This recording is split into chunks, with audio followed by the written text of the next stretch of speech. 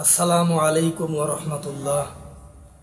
নাহমাদুহু ওয়া নুসাল্লি আলা রাসূলিহিল কারীম, আম্মা বা'দ। আলহামদুলিল্লাহ, আমিরুল মুমিনিন হযরত ওমর ইবনুল খাত্তাব রাদিয়াল্লাহু তাআলা আনহু এর তিনটি উপদেশ।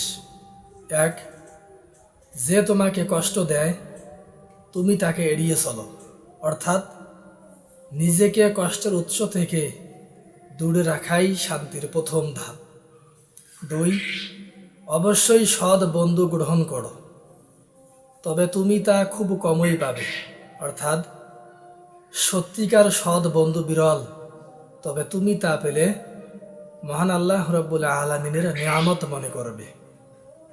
তিন, তোমার বিষয়ে এমন মানুষের সাথে পরামর্শ করবে যারা মহান আল্লাহ রাব্বুল আলামিনকে ভয় করে, অর্থাৎ আল্লাহ ভীরু মানুষের পরামর্শই তোমাকে সঠিক পথে রাখবে।